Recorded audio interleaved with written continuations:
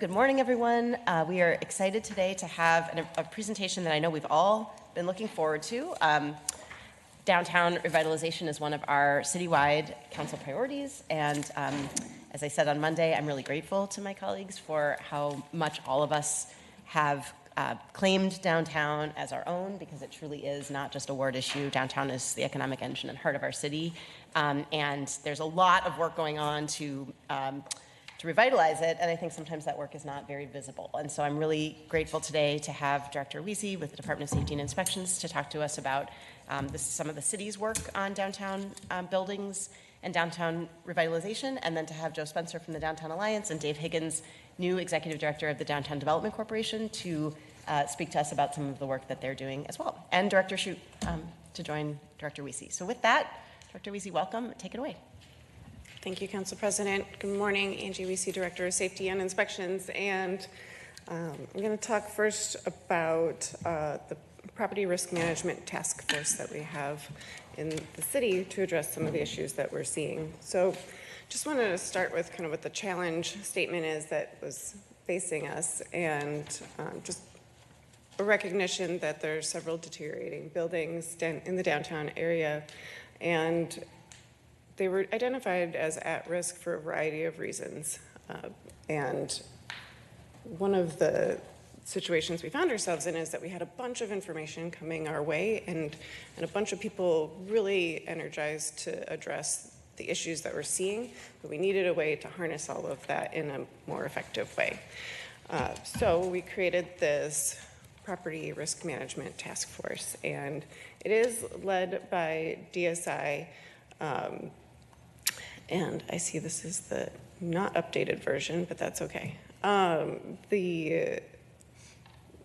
It's really, we want to gather the information, we want to make decisions that are effective and efficient, and we meet at least weekly, sometimes more, depending on what is going on, and to gather all that information, determine what we're going to do with it, if now is the right time to make a decision, or if we're sharing awareness.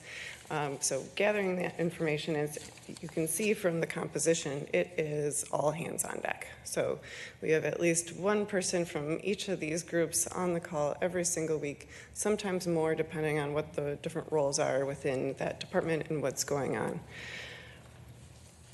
So our objectives are to keep downtown buildings safe, and I should say that these objectives mean different things in different situations. So these are the goals.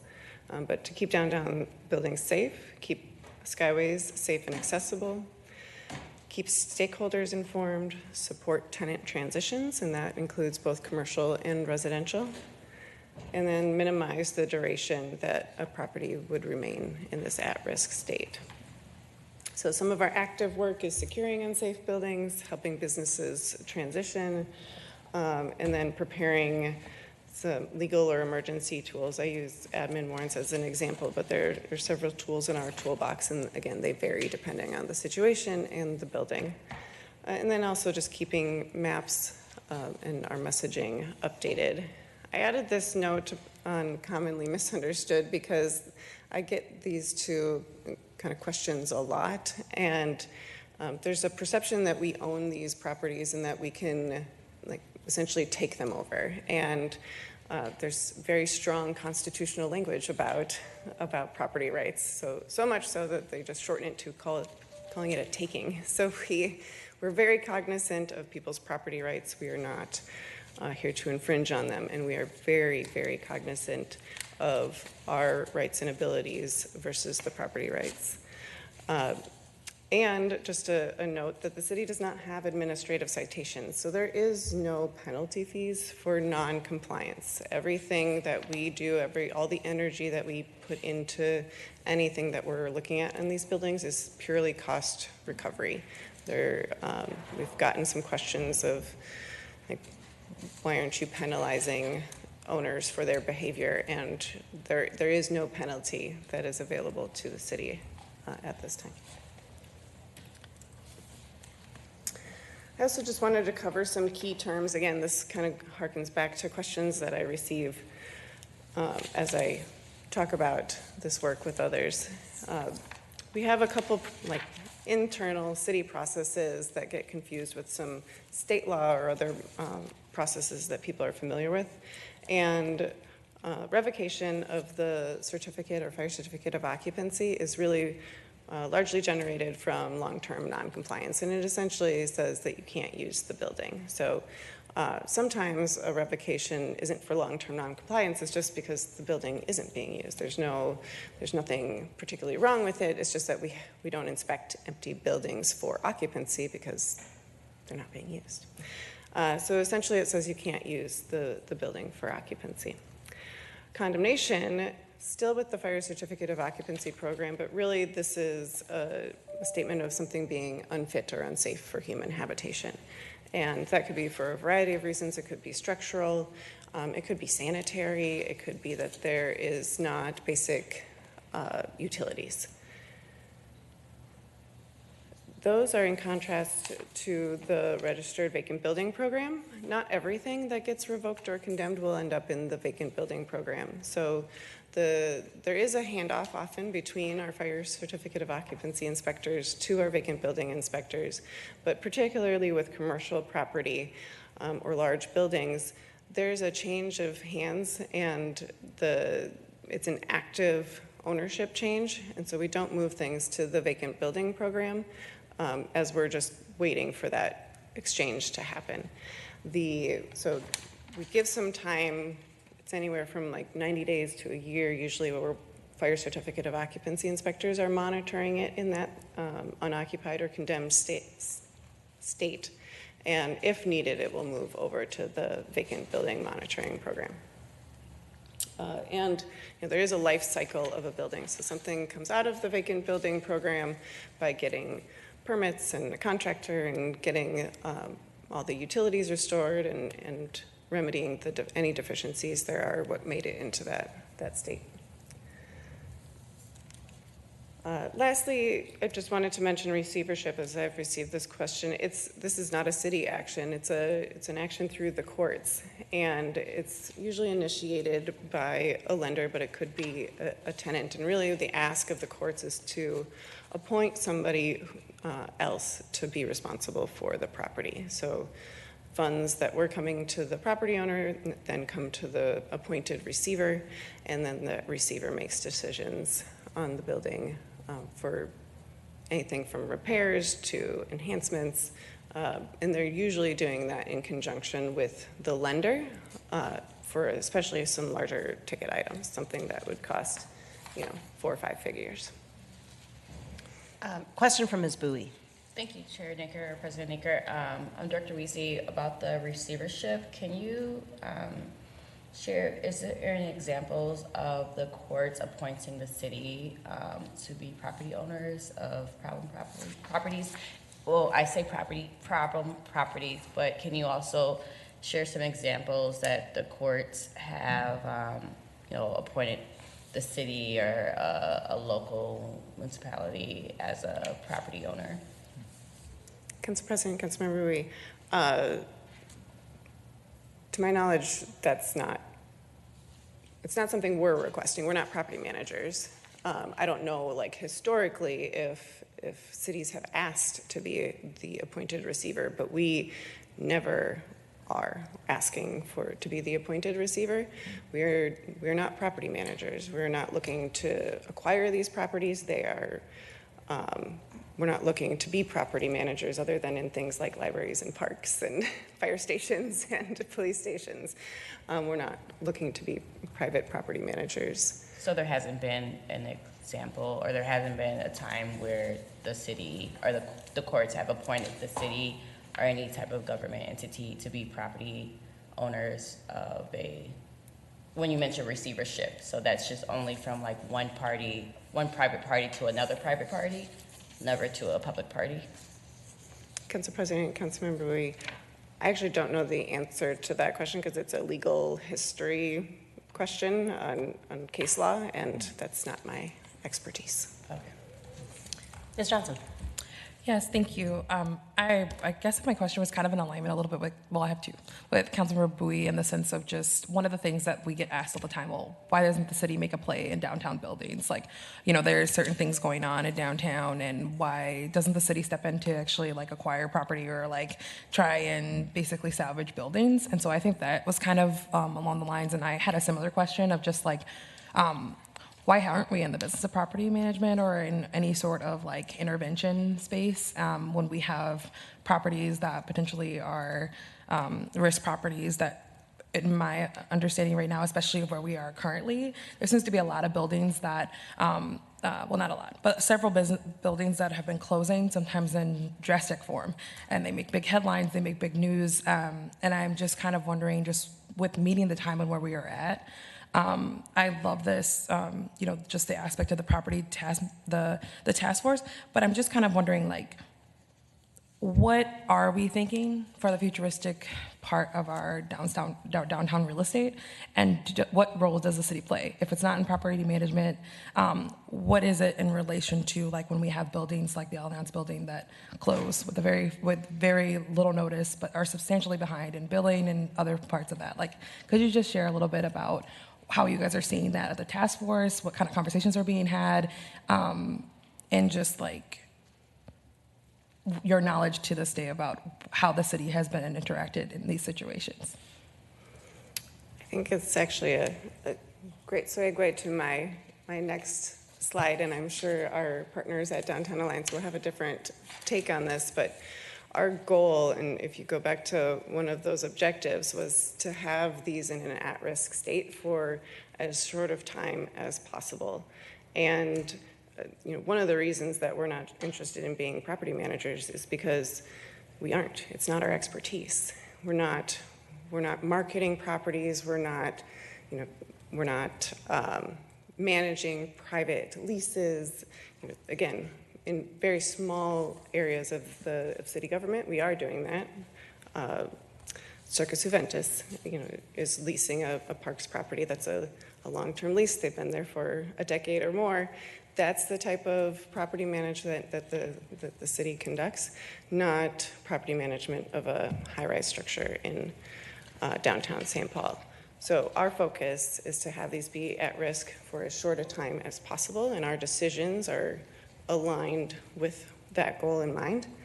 From October, we've seen at least 3 sales of these buildings. We know that there are several purchase agreements that are in process now.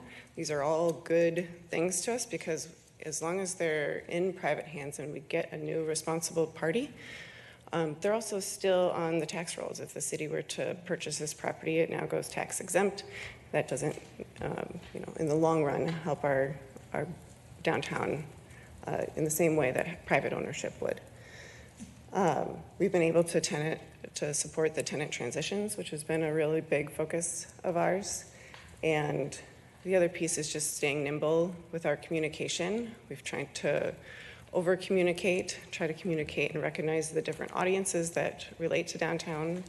Downtowns all over the country are very complex. Ours is no different. We have a very strong residential population in downtown, and it's not every neighborhood that has, where you live is also where like the largest events in the city happen and where people conduct business. So we have to kind of work on blending all of those things for the future of our downtown.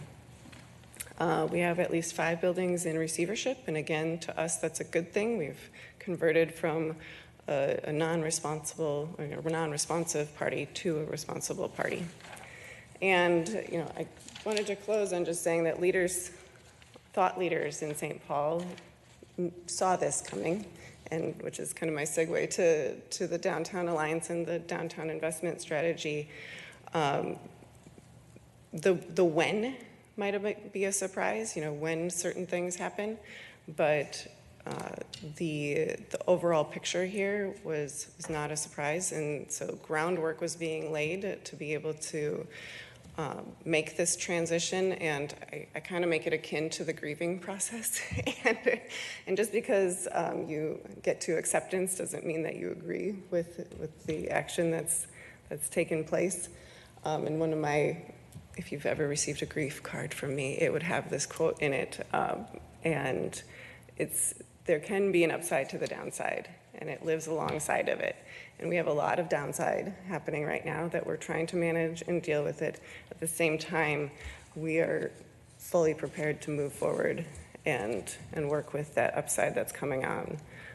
And that means that my team at DSI also pivots to help with things like permits, making sure that people can be successful in their new locations and what they want to do for the future of these buildings. Great. I have a follow-up. Oh, Sorry. I'm so sorry, Ms. It's Johnson. okay. Your second question, and then Ms. Yes, Jost. this one's a little bit shorter.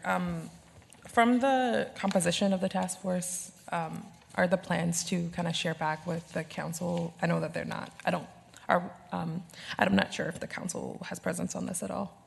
And if not, then what does the communication may look like from the task force to the council so we actually know what's happening there since we aren't at the table?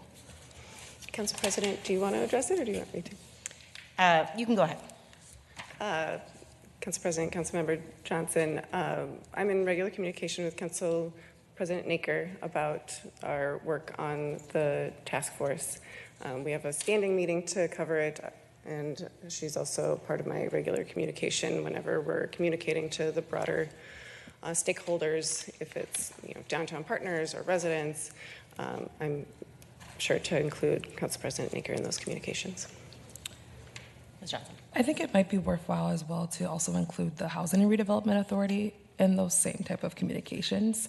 Right now I am the chair, but in the future and even just throughout, I think the Housing and Redevelopment Authority for the city should definitely be able to get those updates beyond just the ward lines. Like I know with respect to Council President and your leadership, like I feel pretty confident about that, but just in the space of being able to have the HRA, which does occupy and own property here in downtown, and I would say was probably a stakeholder in that space, it would be really great to also be in the loop on that. And we don't always get a chance to hear from the Department of Safety Inspections as much as we do planning and economic development, but it would be great to know the plans for that. And so I kind of expect a later opportunity to talk about some of the downtown response in the Housing and Redevelopment Authority as well. And in part, I think that could be from discussions like this and maybe the updates shared from the group. Thanks, Ms. Johnson. And I would encourage you to reach out to DSI if you want to set up regular conversations. I reached out to Angie to request that, and you're welcome to join the ones that we have, or of course set up your own as you see fit. But I agree that communication is really important on these issues. Ms. Jost. Thank you, Council President. Director Weese, I had a question. I had one comment because of Councilmember Johnson and Councilmember Bowie's questions regarding like the city taking on some of these properties. And I understand that, that we're not property managers and we would no longer collect the property taxes. And I think the other thing that came to my mind is we would then be responsible for the maintenance or bringing these properties back up to compliance or code, which I would guess would be very expensive, especially in the buildings downtown. But I think it brings the question, like, what is our role? Because we, the revocation or condemnation of these buildings where they, lose their fire certificate of occupancy, they can no longer be occupied. And we had situations where residents and tenants have been displaced, and it's a huge deal. And so I think our role is like, how can we prevent that from happening? And from what I could tell, I don't know if there are any other, things that DSI is able to do, but my question is beyond administrative citations, like what else is there that DSI could even do to bring these properties into compliance to prevent that from happening?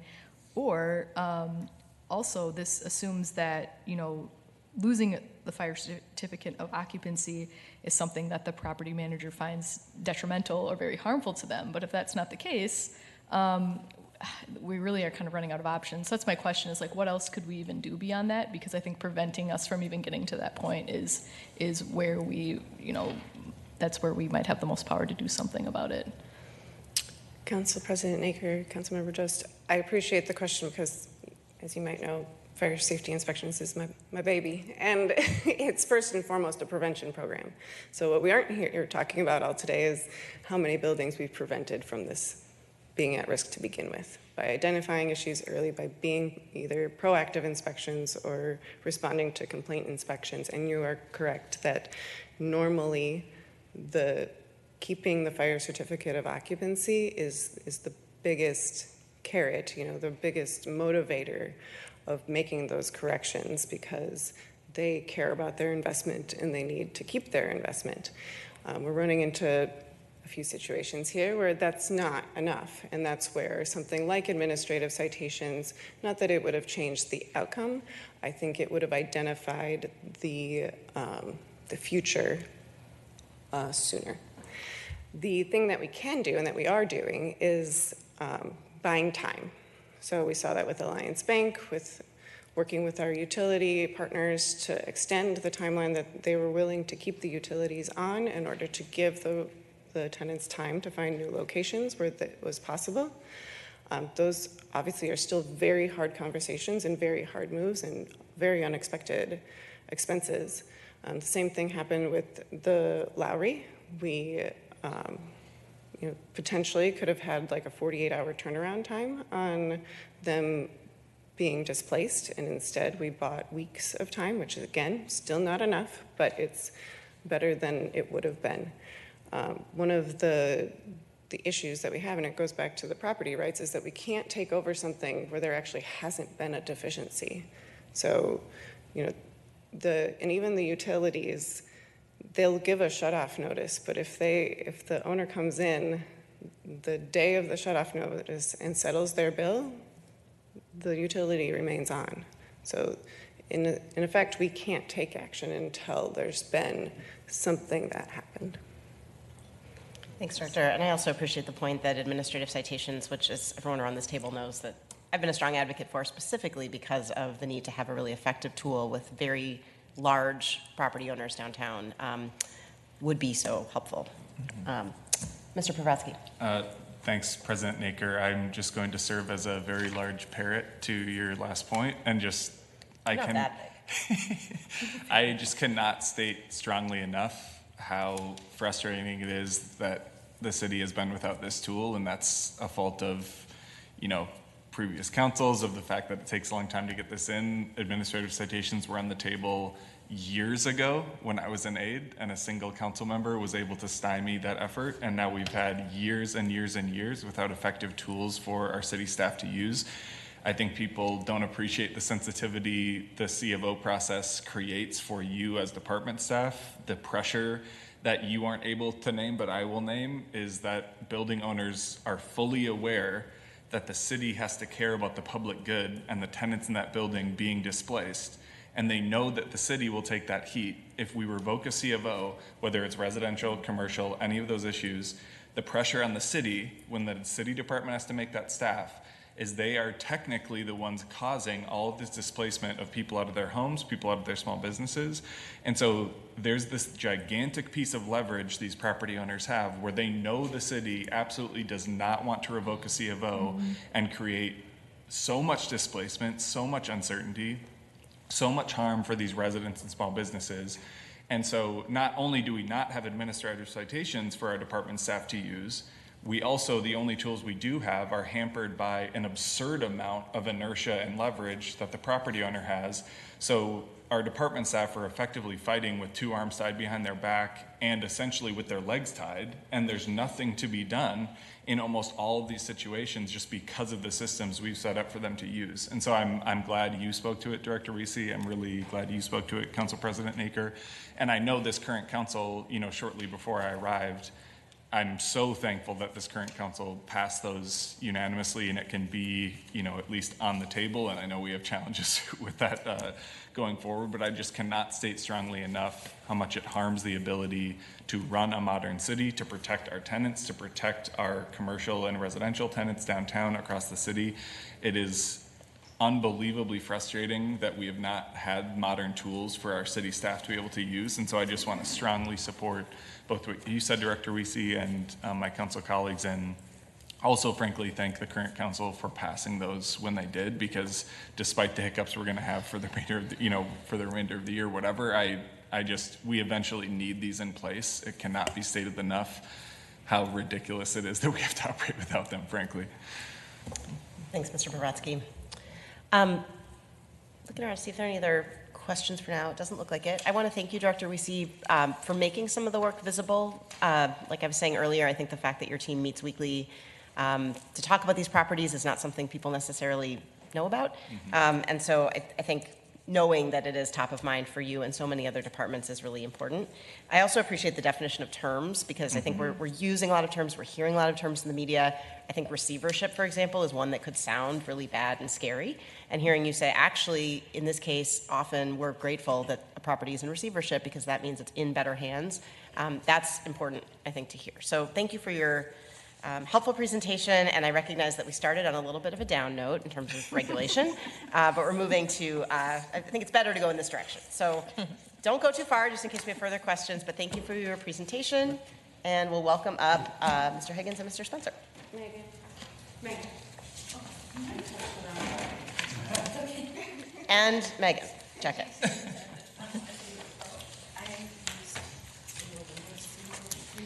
Oh, look at that, someone's doing that. Oh. Voice activated password writer. Thank you. Welcome. Thank you, Council President Naker, members of the council. My name is Joe Spencer. I'm president of the St. Paul Downtown Alliance, and I'm grateful for the time to talk about this work that we've been undertaking. At the, well, not risk, but just maybe even the burden of reiterating things you all probably know, I think it's useful to set the context for this conversation with the very beginning of the St. Paul Downtown Alliance. We were launched in 2018, and as we launched, I was the first staff person. We started by just looking around the country to see what are other downtown organizations doing? What's the essential role? What are best practices for these kinds of organizations? And we learned a couple of things right away. One, the first and most kind of obvious is that as a city, we're very late to the party in terms of creating a downtown organizations. Our counterparts in downtown Minneapolis have had their downtown council in place for, 6 or 7 decades. So we're just getting ourselves up to speed. In those not quite 7 years, the first order of business was, again, the most ubiquitous program for downtown organizations is the Safe and Clean program. Most cities call that a business improvement district. We call ours a downtown improvement district. You know the history because you just approved this last year, but I just want to share our gratitude for your support, not only in approving the Special Service District, our downtown improvement district, but also participating and paying your fair share for the city-owned properties. That Safe and Clean program really can't be underestimated as a tool to help with this very conversation that we're talking about today. So that new DID that you approved last year has been rolling out starting in January. It takes a little while for us to get our staffing up. We're close to where we want to be, but we're still in the early kind of stages of getting that wrapped up. But that was kind of the first order of business really for the Downtown Alliance. We also are involved in things like marketing and activations and supporting things like roller disco in Rice Park or supporting Lower Town Sounds in Mears Park or happy hour events and the kinds of things that activate our public spaces is essential. And again, sharing good stories and marketing and branding for the downtown is all a key part of what we do. And as you'll note, when we started in 2018, it wasn't long after when the world fell apart due to the pandemic, and we immediately pivoted to the kind of triage work needed to respond to that emergency. But in 2022, we could see essentially this moment that was just described by Director Weesey. We could see this coming, looking around the country at trends for commercial real estate, looking at our own trends within downtown and the kind of facts on the ground. We could see diminishing commercial real estate property values. We could see the flight to quality having a particular impact and a real threat to downtown St. Paul. And so we initiated downtown investment strategy with support from the city's PED department, helping to fund that along with private foundation dollars. That we presented last year, our finish, March of last year, we released the St. Paul Downtown Investment Strategy. And that strategy articulated three kind of primary components. First, find a way to accelerate commercial to residential conversion, especially in the core.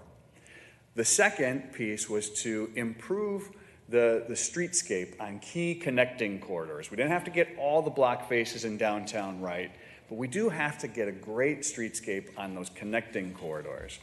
And then the third piece was to advocate for and really make progress on some key large projects, including Central Station, the River's Edge, and the entertainment district surrounding a renovated arena.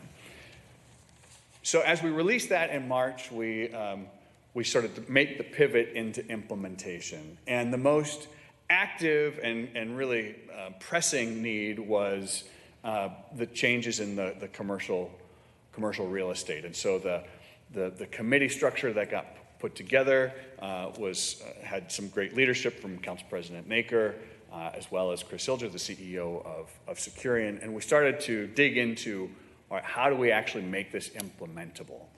And at that point, we were also looking around the country. We're not the only downtown to have experienced a kind of crisis of real estate, and what were the most effective tools. And we see this model for Downtown Development Corporation. It's not everywhere. It's not ubiquitous like the downtown improvement districts are, but these development corps have been very effective. We also looked into our own history in St. Paul. 1978, we saw the launch of the Lower Town Redevelopment Corporation, led by Wei Meng Lu.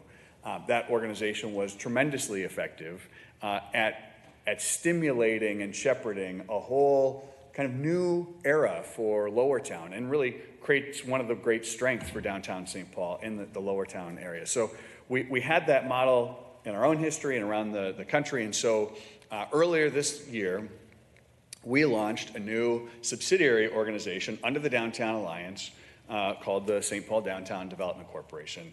And the first order of business was to find the staff leadership to really carry this load. And as Council President can attest, I began to reach the conclusion we were looking for such a skill set that I thought we may in fact be looking for a unicorn that may not exist. We needed somebody who was going to come in with a real estate law expertise, because we knew there's some thorny issues around some of our particular sites in downtown. We knew we needed somebody with private sector development experience, somebody who would know this world inside and out, but also somebody ideally who had had experience with public-private partnerships, because we know we're frankly going to need your help, and we're going to need to navigate these waters together. And so I somewhat come to the conclusion that we may need to settle on maybe a few different people who bring all these different expertises together. But along the way, after dozens, if not hundreds of conversations trying to explore this world, we met a fella that I'm going to introduce to you now. Dave Higgins comes and steps into the role as president of the St. Paul Downtown Development Corporation. He has all of those expertises I described. So he has a bit of his career in real estate law. A bit of his career began at the Boston Redevelopment Authority. And then most recently here in Minnesota, over the last 12 or so years as a private developer, working for some of the largest and most reputable companies in town. And so I'm really thrilled to get to introduce you to Dave Higgins. Why don't you come on up, Dave, and kind of walk us through some of what we're working on together. I'll jump in from time to time, and I'll be available for questions as well. I want to point out that the image on the screen here isn't something we generated. That came from the Ramsey County's their planning work, and they brought in a firm to essentially analyze the property values for the city of St. Paul and Ramsey County. And you can see here really the tremendous value and importance of downtown from a property value and, frankly, property tax value standpoint. So I just wanted to give credit where credit is due for that slide, and now happy to introduce Dave. Great. Thanks, Joe. Welcome, Mr. Higgins. Good morning. Council President Naker and council members, I appreciate the opportunity to come before you today and help with what's going on downtown and hopefully the broader impacts that has throughout the city. And obviously the downtown is an impact economically and otherwise for the county and the state, and it's all our capital city at the end of the day. So just want to thank Joe for the opportunity to step into this role and take this on. It's a very exciting opportunity, and despite the challenges, I feel like it's a mountain of opportunity for the broader market, who will do a lot of the work at the end of the day. So I'm going to run through some kind of background context and then walk through some of our goals, big picture goals, and then some big picture strategy initiatives. It's early on, and as you know from the work that you all do,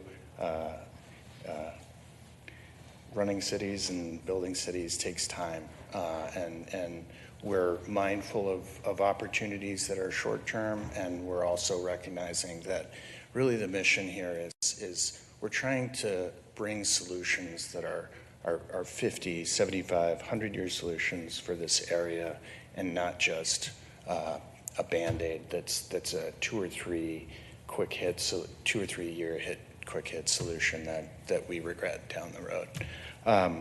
And obviously the floor is yours also. Interrupt at any time with questions. Fundamentally, when we talk about downtown revitalization, there's a lot of instinct to think about our own personal experiences, because we all have one, right?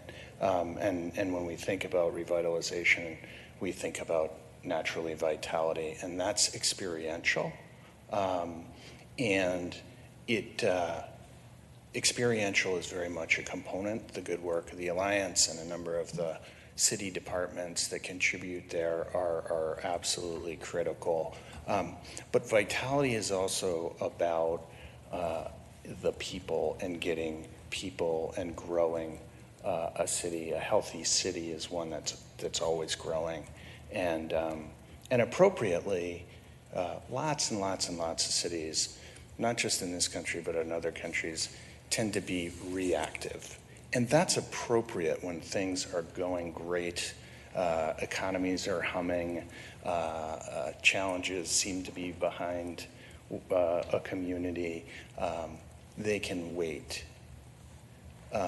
Climates like what's going on in the core of downtown, and Joe's going to pop in to kind of paint a little bit more of a picture about kind of 3/3 of downtown. We're focused on the central core third that you guys are super familiar with. But when you have climates like this, cities need to be proactive. And so part of our hunt is exploring and in some instances introducing and facilitating what that really means and what that can be as an opportunity for the city. Downtowns are and revitalizing them are about more than back to office, and they're about more than events. It's really an economic engine, and sometimes that's hard to remember, but the illustration on the screen really emphasizes kind of a value relationship, not intrinsic personal value, but just when we think about a city budget, economic engines, where revenue comes from, that support all the great programs that residents, voters, and obviously you all as electeds care about, came into office for, want to execute on. At the end of the day, like it or not, we all have to accept that those move forward with dollars, predominantly. And so where does that come from? Downtowns predominantly are the biggest economic engine for cities. And so the opportunity for growth is to kind of bring that back as a stronger engine. I think you see, I think averages are something like 22% typically is what the portion of a city budget derives from downtown tax revenues. And we're considerably below that. I think at least until some of the recent valuations, Minneapolis was around 32% or low 30s, and we were closer to 10 or low teens, and with current valuations that might be lower. So how do we boost that up as an opportunity to support all the things that you folks care about, your voters care about? We're confident that this engine downtown, if we can right size it and grow it, can be that engine. And we want it to stay that key engine so that the purple doesn't shift to the neighborhoods, because obviously the budget has to come from somebody. And I know a number of folks, as I've come on board, have talked about the tax burden growing on residents and that sort of thing. And that doesn't just hit homeowners, that hits renters too. Invariably, apartment owners, the way the business is run, pass through a lot of costs to the renters. So everybody feels that it's not just a commercial thing.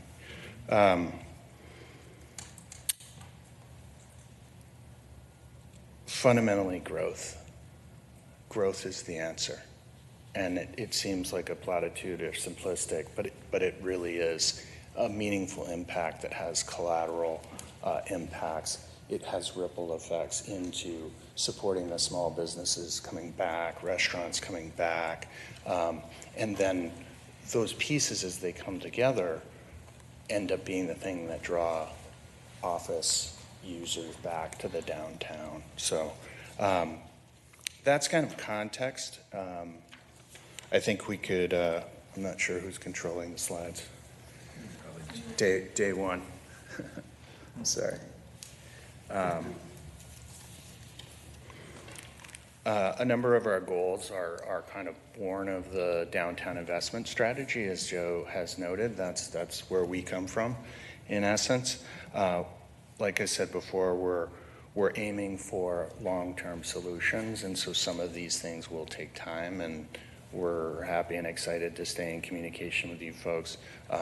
I want to echo my personal and kind of our organizational gratitude for the city's support on embracing revitalization downtown, and the steps that are being taken to do that.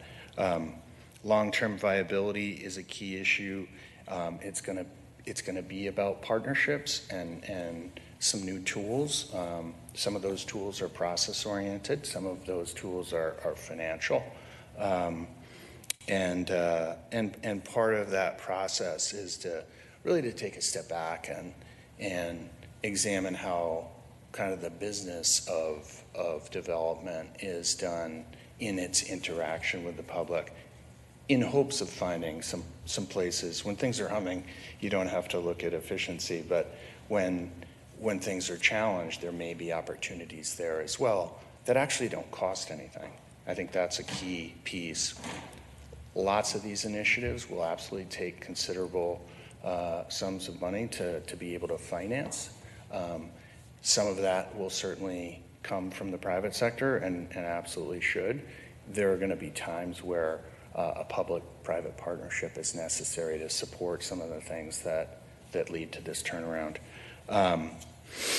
Increasing financial resources are invariably an exercise that we can go through together. And in the same way that Joe talked about the Alliance and the stakeholders there looking around the country, we're fortunate. The time in which we're kind of kicking this off is a time when cities around the country have done a lot of the same work. And so we don't have to reinvent the wheel, and that's a really great thing. And it's pretty easy to summarize kind of the big best practices. Really, it comes down to two things. One is looking at process for efficiencies in certain types of projects, and affording those that have the most significant impact to have a level of priority that maybe in a smooth and easy time might not be necessary. And then the other piece is the financial resources. Those are the two areas that countless cities are going through.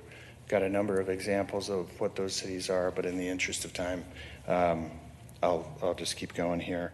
And then, as Joe said, enhancing the pedestrian experience, public realm is number 2 on the downtown investment strategy.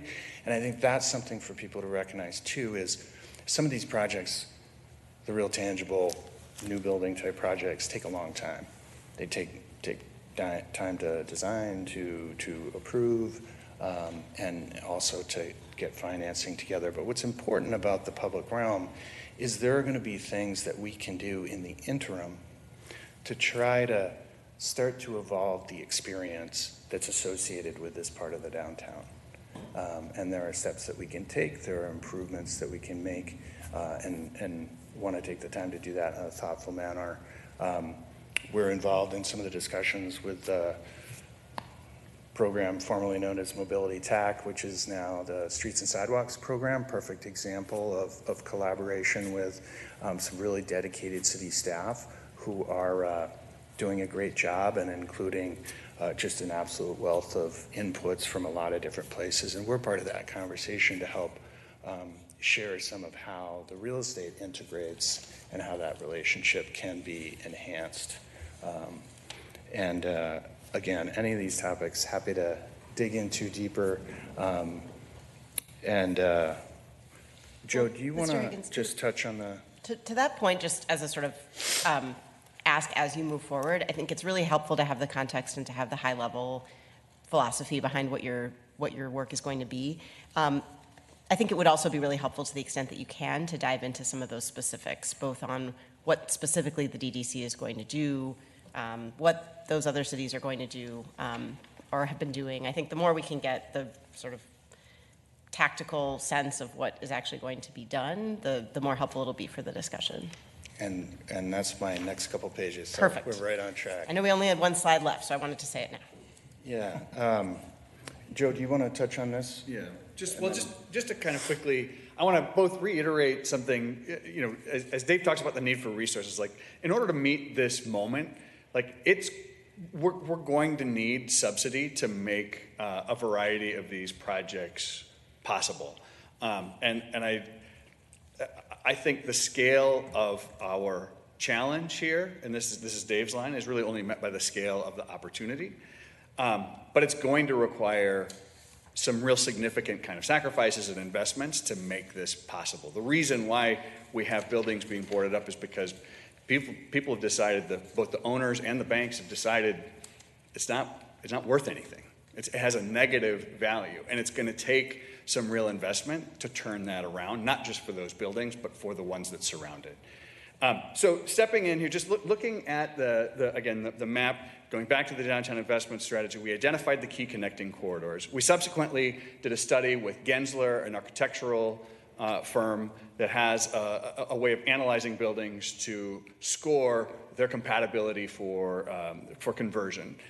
We also look at vacancy rates, and we look at the buildings, the Madison Equity properties, and the others that are in distress. And we see these maps all overlap in the core of downtown. And so our theory of change here for the downtown is when we look at it, if we look at everything from Cedar to the west, we actually see a downtown environment that's in pretty good shape.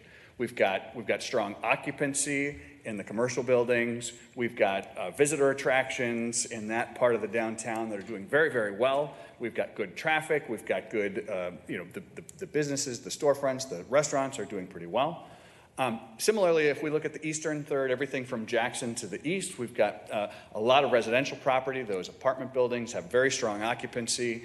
The kind of fundamentals there are good. And when we look at the trajectory of downtown St. Paul, if we compare it to the last downturn, for example, we have twice as many people living in downtown. We've got attractions like CHS Field and the Palace Theater. We've got traffic that we had never had before. When we really look at it and dial in, it's the core that is most distressed. And if we think about the journey on Fifth Street, one of these key connecting corridors, from Market Street, Washington, all the way to Wabasha and even halfway down to Cedar, that's a pretty strong environment. And then it really kind of falls apart. When we get to Cedar, that pedestrian friendly, that we lose the pedestrian friendliness and turn towards something more like pedestrian hostility. It's the place you don't necessarily want. It doesn't draw you down, even though there's such great amenities when we get to Lower Town, we get to Mears Park and the Farmers Market.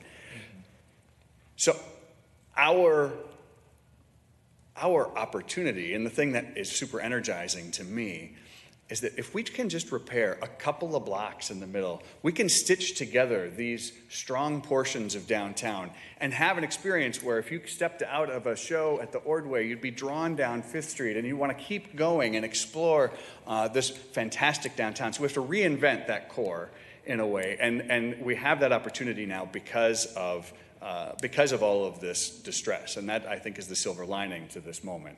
And so, as Dave is about to talk about these specific strategies, quick question on time. We have till 11:30. Okay. Again, we're still in early days. We're just a couple months in, so as you have questions of Dave or as he describes it, keep in mind, we're very much in early days and kind of getting ourselves up to speed. And again, I'll turn it back over to him. Stand by for more questions if you have them. Welcome back. Oh, Mr. Pravatsky. Yeah, thank you, President Naker. And to Joe's most recent point, I just really, other than globally being very excited both about the report that was done and all the effort that went into it and the new development corporation, I just want to really specifically note the point that Mr. Spencer just made, which is people like me who are on the extreme, and I'm willing to walk 10, 15 blocks, I'm willing to walk more than a mile to go between destinations. I'm bizarre. I'm fully on the fringe of the spectrum of willing to be a pedestrian, and no matter how hostile a place. I mean, I'll walk around in downtown Omaha, which is the only city I've ever been to where the streets are even wider than St. Paul's downtown streets. But normal people want to be able to go 1 or 2 blocks, or at max 3 blocks. And the value of using Fifth Street as a very pedestrian-focused spine, for example, in connecting the different parts of the downtown, is that you're not just benefiting Fifth Street. Where you're creating is an entire corridor 6 blocks wide, 3 blocks on either side, that now all of a sudden has gravity and magnetism. Because a normal person will walk down Fifth because it's very pleasant, and they're willing to look to their left or their right and see something that they might go check out. But they would have never accidentally found that small restaurant or that small shop that sells the dog sled stuff on Wabasha or whatever. You would never see that unless you accidentally have the chance to see it. And so the point of making those corridors so aggressively pedestrian friendly, I think, is so important. And it also speaks to the fact of certain things in this are going to be very expensive. And other things, like, for example, shutting down a street requires planning by emergency services. It requires planning, but you can shut down a street with 15 Jersey barriers. We could go grab big hunks of concrete and all of a sudden add planters, and it will be way more pleasant than it is right now. And so I just want to I really appreciate naming that, because the pedestrian friendliness is what everyone loves when they go to the state fair, or they go to Disneyland, or they go to Europe, or they go to New York, or they do all these things. And then they come back to St. Paul and we pretend it's not something we can do here. And the truth is, we don't have to invent the way to make neighborhoods pleasant and desirable. Everyone vacations and does things all the time in their leisure time. You can do it every day. And so I just want to name how critical that is, because these solutions are not complicated, and some of them aren't even that difficult. You just have to decide to do them. So I just want to name that, just because I so appreciate that being a core focus. Your comments are well taken, Councilmember. It's sort of like building an alliance or building a downtown development corporation, and what are the tools? The examples are out there. And so, Council President Naker, in terms of what the strategic initiatives are high level, and they are high level, that's not always fun at a time where people want to see change. They are in a process of being established, and they will have a process of being implemented and fine-tuned. Property redevelopment is a fundamental component to where we have the opportunity to be effective. That takes a few different forms. In a climate like this, as everybody is experiencing, the private sector is not rushing forward on the most challenging properties. Thankfully, as Director Wiese noted, some of the properties that are more compelling to the market are beginning a process of transacting, and that's great. And it's testament to the quality of the assets, the quality of broader architecture and demand for St. Paul. But on some of those challenging assets, the market's not rushing forward. One of the key reasons, there are two key reasons why our organization's a nonprofit. One is we will have access to a broader spectrum of capital, but as important as that is a nonprofit has the ability to be mission-driven as opposed to bottom line in the first instance. And sometimes markets need projects that are sometimes referred to as loss leaders. It's often considered in the context of convention centers or stadiums where a project may come in and intrinsically, particularly convention centers, in their own financial operation are not necessarily a profit source, but all of the collateral benefits that come from them end up making up the difference. And so within the context of real estate assets, if there's a project that the private market is not interested in, but is a catalyst and is critical, being in a nonprofit status allows us to come in and make the case for why it's a critical asset. And for example, some of the buildings in the core of downtown are in the heart. They are today's bad news. They also have the opportunity to be tomorrow's good news. And so being in a position to facilitate or be an actor is important. And so we're nonprofit so that if in the right circumstances with certain properties, the market continues to not come forward, then we can be in a participant circumstance where we could step forward and take on a project that might not be in the private market financially feasible in a traditional sense. The way that happens is needing to raise that much more money. So there's property redevelopment. There's intangible things that are not a building, they're not a piece of paper. Sometimes they're a piece of paper, but usually not. And that's the key partnerships. We need to, as we've experienced in a number of meetings to date, Council President, there are a lot of stakeholders that need to stay at the table and engage resources to make projects happen, stay close to each other in various departments and bodies of government whose work interrelates. Those are a constant part of the work so that everybody is aware of priorities and has the ability to help and create efficiency everywhere possible. That part of it's not exciting for a lot of people. I recognize that. And it's not a project that you can walk into or a skyway that you can traverse. But that's integral to making this happen in the same way you all experience in doing your work, balancing priorities, advancing initiatives. That's a huge piece of this for us. And then again, as I mentioned, there's policy and process opportunities potentially for streamlining, and we have conversations with staff about that. We're really excited about the administration's work planning efforts and have had the opportunity to hear about some of those, see some of the high-level work there. Naturally, the climate for downtowns is the dependency on office that creates a lot of this challenge with the change of hybrid work experience. And so the way cities become healthier is to have a greater mix. The turnarounds happen in a sequence. It starts with residential, and that's a huge focus. As the mayor noted in the State of the City address, residential occupancy downtown is north of 90%, whereas office is got a vacancy of well over 30%. And so we need to go where the demand is, but it's not just where the numbers are demand-wise. We need the people downtown. We need them here. It's experience, it's eyes on the street, it's supporting businesses. All of that is about growing population. And so being proactive around that concept, advancing housing and, making it a place that's easy to do work, that wants the growth. That's what the market needs to know. Joe's touched on the adaptive reuse and conversions. That's an area of focus for us. St. Paul, as the Gensler studies have shown, fortunately has a number of buildings that score pretty well spatially. That's the first step, is whether the space works.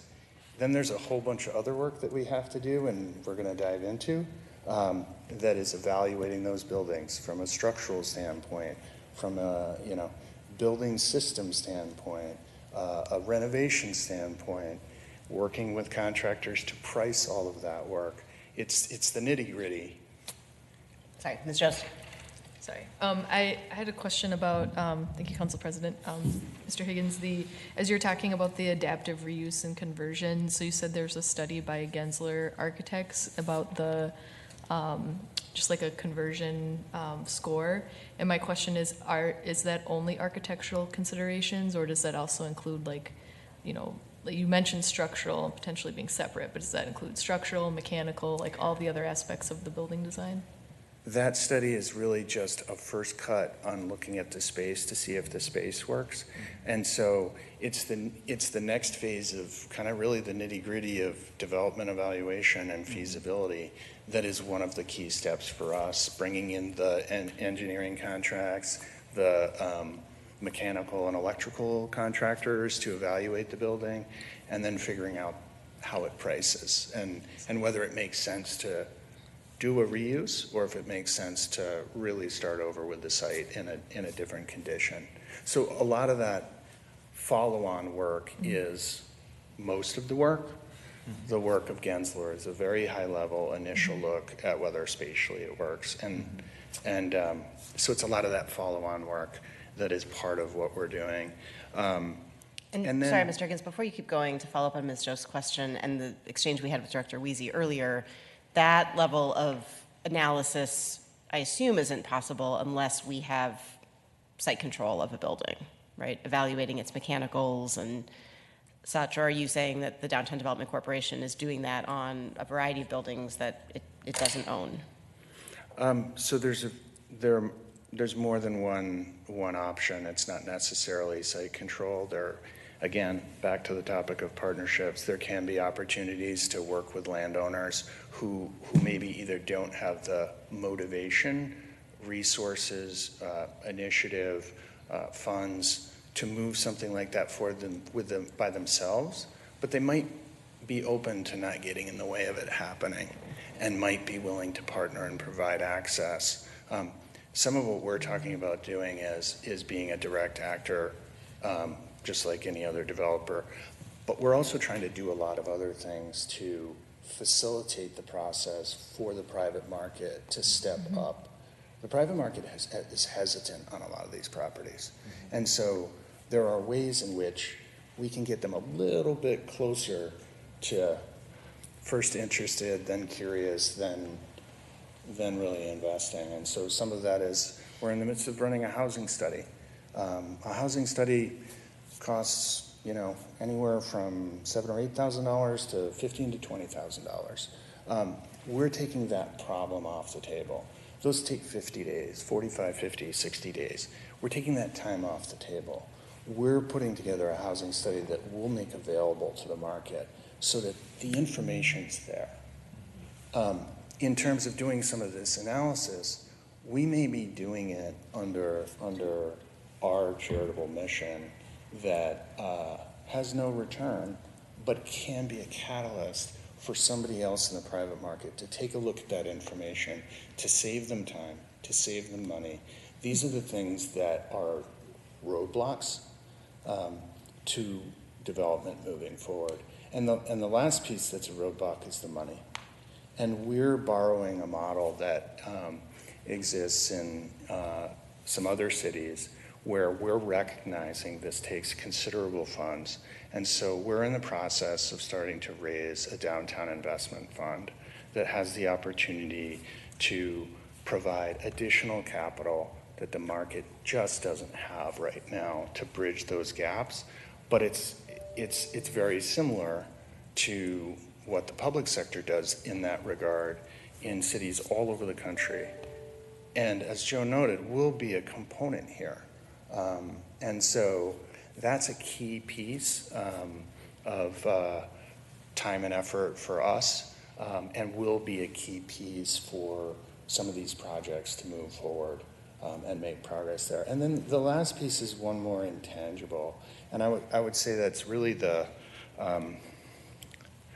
it's really the narrative about St. Paul, and it's really important because the rich history and culture and civic pride in St. Paul is around St. Paul. St. Paul built itself. St. Paul takes care of St. Paul's problems and can solve everything internally. And there's a huge opportunity here, as Joe is noting. The scale of what's available is different relative to the size of the downtown here compared to what's usually available in other cities. That cuts both ways. That huge opportunity takes a lot of capital, but it's also, if the messaging is right, is an opportunity for the broader national market to actually pay attention and pick their head up and take a look at this opportunity. And we have the potential to bring not only more capital, but a whole lot more ideas, creativity, diversity to what the product is and how we get there. And I think part of the work of our organization is working with public stakeholders, working with some of the private sector leadership, and some of these process opportunities that we see, also some of these funding opportunities we see, to have the broader markets think to themselves at some point soon, hey, there's a playbook for St. Paul. There's a clear path. There's political support. There's financial support. This feels like a new chapter in St. Paul, and we want to be a part of it. I think that's a narrative shift that we think is a huge opportunity here, and that takes the work of working with folks like yourselves, working with city staff, and working with the private development, investment, brokerage, lender community, all those folks, all input to what's possible here. And if we can incorporate those varied perspectives, we can create a new narrative that goes beyond where it is today, which is pretty challenged. Mm-hmm. Great, thank you. I see Ms. Joseph and then Ms. Bowie. Thank you, Council President. Mr. Higgins, I kind of have a follow-up to the question I asked before. So I understand that the scoring that Gensler did is more so just kind of the first step, very initial. It's not really the level of, like, looking at the space and probably the height and square footage, but it's not to the level of like a feasibility study. It's not related to cost. It's just, should we even go that route? The question I have is about like when it comes to the adaptive reuse of these buildings. Some of these buildings are 50, 75 years old, and a lot of times with making these modifications, you find things in the building that you weren't expecting to find, and then they cost more money, or you have to bring the building up to code in a way that is expensive. It takes a lot of effort. And so what are the ways that that you can entice developers to take that on when there is some risk associated with that, and especially some costs with some of these projects? I mean, if you, for example, the cost of that feasibility study it's a lot of money to pay the different disciplines to do that, but then a developer or someone that might be purchasing a property might know, like, well, maybe this is maybe not as high risk as I thought. So I guess that's kind of the concern I have around, or just question around how we can still get those projects moving. Yeah, great question, council member. This is a perfect question for kind of the two different roles that, two of the different roles that we can play in this process. We have the reason folks hesitate are based on risk and return.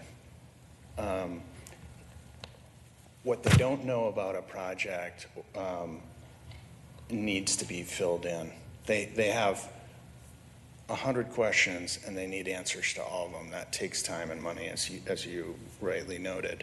And then there's also the market. How is the market doing?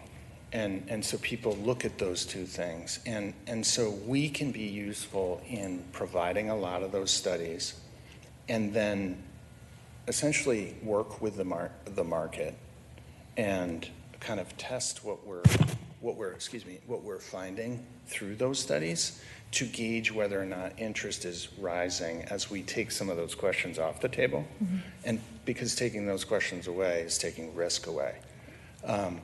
That can get people to come forward. But if it's not happening, that's where we can kind of step into that role as an active developer, because the solution there to the very same problem that you're highlighting is if we're able to show the market before they're ready a successful project that was really incredibly challenging from a financial standpoint, a process standpoint, a construction and engineering standpoint, that will help with the narrative about St. Paul.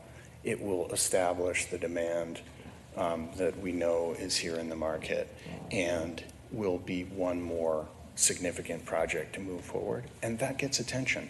And that creates not just curiosity, but it creates interest. And then that starts to create demand and confidence. And that's when you have people coming in to do more new development. And we do feel that's key for downtown St. Paul. There's a number of great properties in just the Madison portfolio alone, but throughout downtown. Some haven't seen redevelopment before, some haven't since their original construction.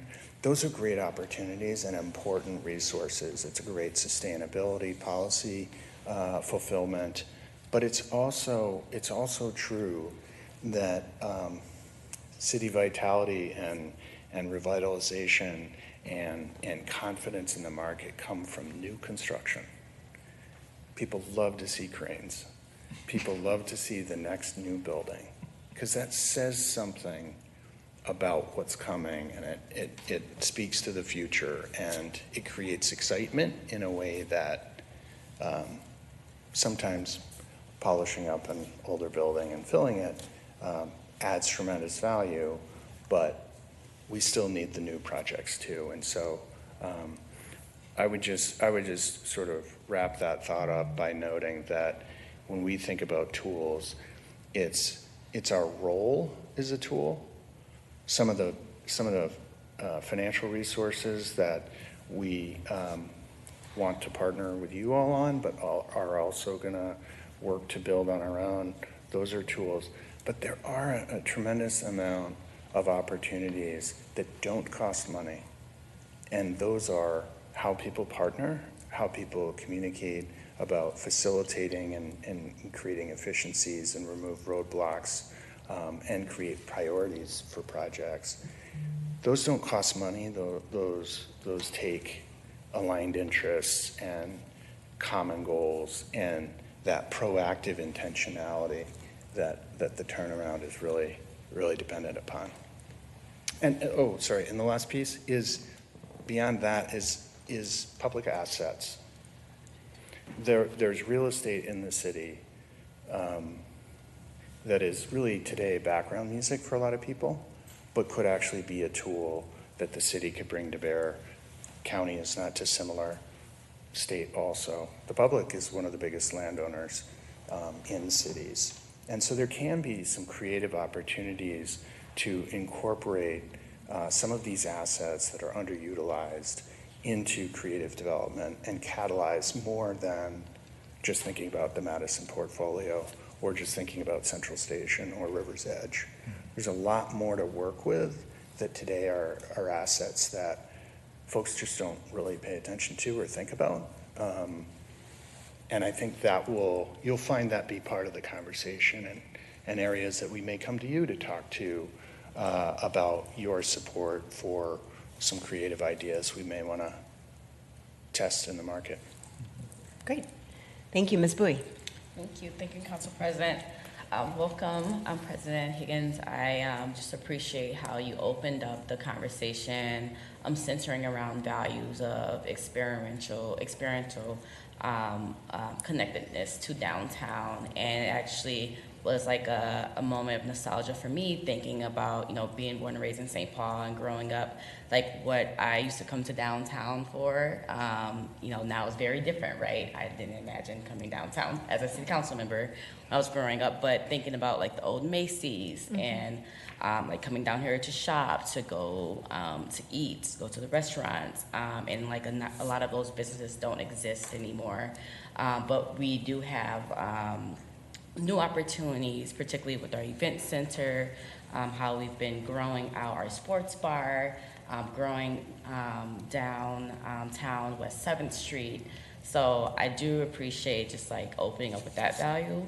I wanted to ask particularly, I'm gonna just kind of combine all this just so, and I know we're gonna have more opportunities to hear from you, but I am on the lines of Council President Naker mentioned about like more tactical. I'm just really curious about just like what are the benchmarks that this development corporation is projecting, particularly of like how do you know like downtown is growing? And I know you touched on that a little bit about like the revenue, but like quantifying like how many businesses are we seeking to attract to St. Paul to where we know we're in a healthy place?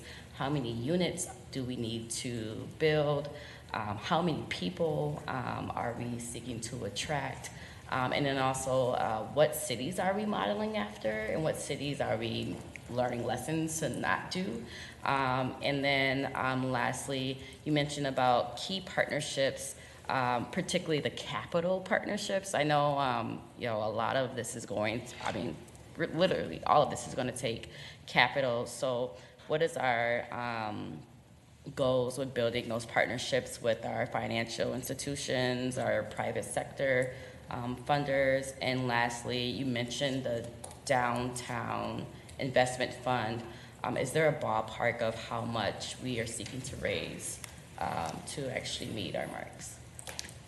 Council President and Councilmember Bowie, I'm going to step in with the first part of that question about benchmarks and where what are our quantifiable goals. So I'm super honored in this last year to become a board member for the International Downtown Association, and they've done some phenomenal work measuring basically how do you measure vitality, right? And so they've created this Downtown Vitality Index. We participated in that, so we're benchmarked against, I think, 80 different downtowns across the U.S. and Canada. What that study showed was that the most vibrant downtowns in America have 10 to 15% of their citywide population living in downtown, and they have 60 to 75% of the citywide jobs located in downtown. So we set our goals for downtown St. Paul off of that study, and we said we want to get 10% of the citywide population to live in downtown. Currently, we have just over 10,000 residents. We want to triple that to be over 30,000 residents in downtown St. Paul. And then as a follow-up to that, based on a number of different downtown revitalization studies that have been done by IDA, Brookings Institute, and others, we see that starting with both entertainment and visitor attractions as well as residential is kind of the key first steps in order to get the next piece, which is the jobs located in downtown. When we did the study, we had 55,000 jobs in downtown St. Paul. We have about 150,000 jobs across the city. That number has fallen for downtown over the past few years, but we want to grow to be half of the citywide jobs, so 75,000 jobs in downtown St. Paul. That's what we see as kind of the key benchmarks for a vibrant downtown. And then the third goal, so 20,000 jobs, 20,000 plus jobs, 20,000 residents, And then one of our existing strengths is our ability to attract visitors. And so we want to grow that by 20%. So nice round numbers, 20,000 people, 20,000 residents, 20,000 jobs, and 20% more visitors. And I will just add to that a goal of getting that tax revenue out of downtown, which is somewhere in around one side or the other, 10%, back up into the 20s, maybe to 30%, and doing that is obviously through healthy buildings, new buildings, growth. You asked, Councilmember Bowie, you had asked a couple other questions in there.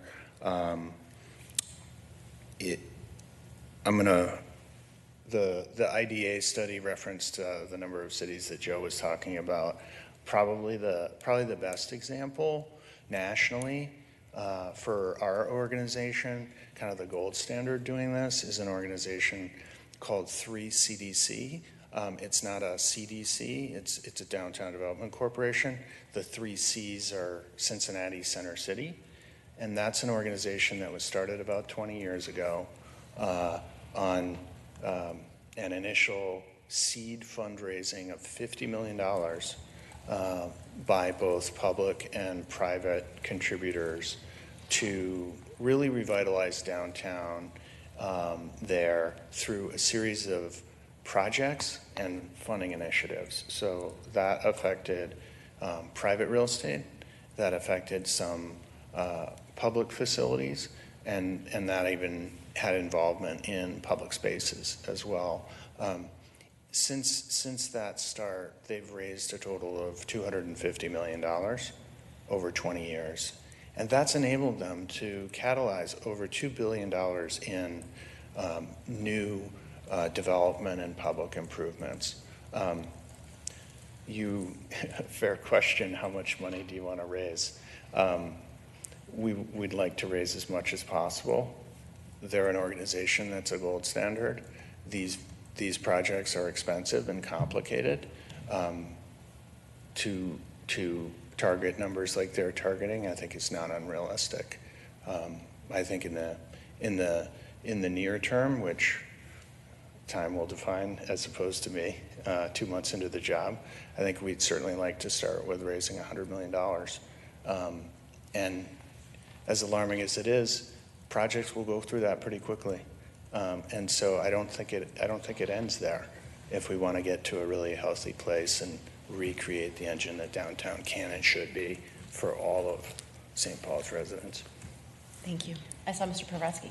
Thank you, Council President Naker. And just want to mark some things where I think most of us are probably on the same page, but just want to mark them, noting that I'm thankful they came up. So the fact that we want to be driving property tax values downtown up, these council members have dealt with this much more than me, but just the amount of conversations I've had about property tax burden, even in the several weeks where this has been like visibly part of my life, is so immense. And my peers have had much more longstanding and stressful conversations about that. So just want to note how big of a priority that needs to be, and thankful.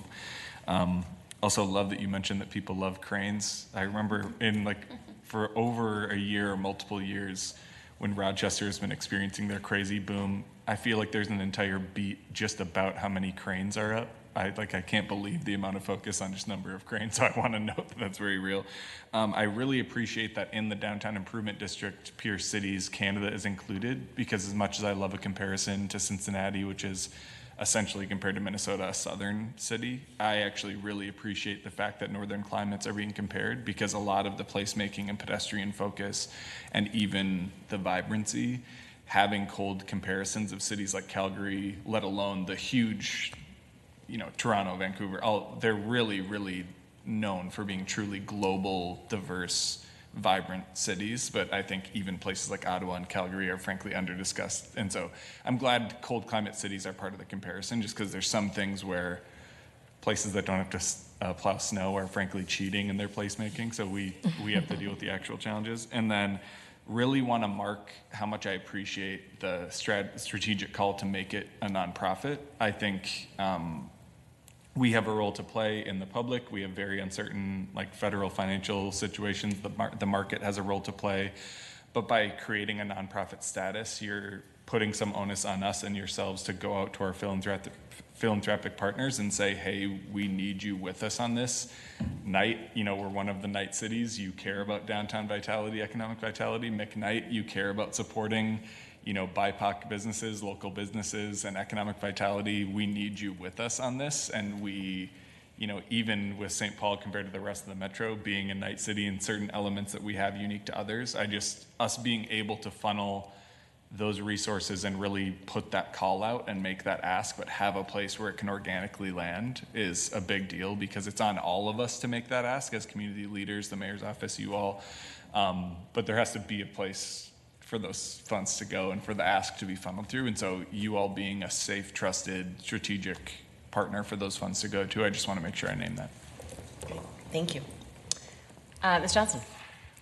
Yeah, I appreciate just kind of a lot of the discussion here. I think one of the things that I found myself thinking about too is just the importance and how we are planning for that long-term strategy that you both have mentioned and discussed. And I think that plays such a huge role, especially into the city of St. Paul's projections. Like, we're building, essentially, we'd be building for both like the city of St. Paul now, but also like the future generation.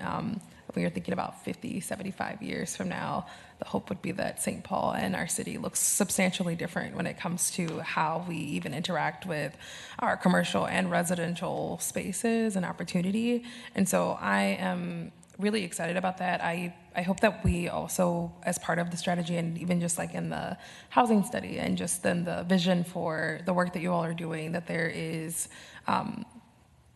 extensive community engagement beyond here, beyond just the downtown space, because I think one of the pieces that I am always just really interested in hearing and continuing to see is like what brings St. Paulites downtown. I think from Councilmember Bowie's just sharing just some of the reasons why she came downtown. I mostly, came downtown because of work, and that was pretty much, that was it. I kind of established my neighborhood on the east side and kind of where I would go, the restaurants I would go to, the places I'd frequent in my community and in my neighborhood. And so it's like, how do we get, some of our small town tendencies to come downtown too, if maybe we don't work here. And, for me, I was like, I spend most of my day downtown because that's where my office was. But like, how do we get to the place where we're also just having like everyday St. Paul residents interact with downtown in the next 20 years, 30 years, and 40 years? And that may also mean that we're building and should be including the voices maybe of people who aren't here right now. And so I look forward to just seeing what that looks like as it continues to build with you. But I think one of the things that I always kind of envisioned and I always thought about was like, when I first moved here, and as someone who was just like, I wonder why, St. Paul decided to build their downtown like they did, in spaces of just like what, in comparison to like Minneapolis, and just like how often people would go to Minneapolis for a lot of things, or not vice versa, not want to come over across the river. But like a lot of places where I was meeting my friends, a lot of places where we'd go out to eat after dark, things that would happen, just like if you wanted a rooftop, you go to Uptown. Like, there were reasons why I was leaving the city to go to Minneapolis. And I do hope that that's a part of like the thought process too, because as we're comparing and as we're thinking of comparisons, so often I think about how many people come into Minnesota, visit Mall of America in Minneapolis, but don't make it over here. And I do wonder of just like, when we're thinking about that 10, 20, 50, 75-year strategy, who we're building for matters. And I think that that's really important, at least for me. It's like, how do we attract the folks that are here, but also just like in general, are there certain elements, especially surrounding like entertainment, that we may have missed when we created St. Paul first, like, 100 years ago or 75 years ago, that are quite relevant now, where I do hope to see some of that, some of the entertainment investment expanded. I do hope to see some of the, commercial real estate revitalized. And I think that it's really important that we also continue to have residential properties that are here in downtown. And I've seen some other comparisons in other places and other cities too, that it's really cool how they're thinking about it. And so I really love the work that you guys are doing. I think one piece that I would say is just I think it will be really important, especially surrounding the fundraising strategy and the partnership strategy, for us to just get really specific at naming the thing. Where are we going and what do we need to do and what do we need to accomplish? I think, especially from the piece of just my background being in the kind of public and philanthropic sectors, people like to tend to fund specific ideology and specific direction and specific partnerships. Sometimes it's hard for folks to get out of that piece of just like, yeah, we want to revitalize downtown. And it's like, okay, well, what does that mean? And what does that look like? And so I look forward to just hearing those. I felt like the best part of this whole entire presentation was the answer to Councilmember Bowie's questions around benchmarks, because that helped me understand the vision and the direction that you're going. And I think that was what I was wondering the entire time. And so it's just really great to hear that and hear the background and hear the background story. I think we are meeting a need where we're meeting the now, and I think we should be building also for our youth and for our future generations. And so I hope that they are a part of your table as well. And I would intentionally be intentional about including young people in your vision strategy, because essentially you're building downtown for them. A lot of folks that are at the table, we may not always get the opportunity that we have now, which is to quite literally set the tone for decades to come. And I hope that we do that with St. Paul residents that are here now, and we are intentional about including their voices, especially those that were not included in the past when we've constructed downtown. And there's huge generational and racial barriers to that. And so I hope we are really leaning into that to be intentional about what that looks like, because the future of our city looks like that. Thanks so much, Ms. Johnson. And thanks to all my colleagues for the really thoughtful, robust discussion today. I have nothing to add to what's already been said, and I really, this has been enlightening for me. I want to thank both of our presenters for their time, and we look forward to continuing the conversation. I know this is just the beginning, so thanks so much. We are adjourned. Thank you.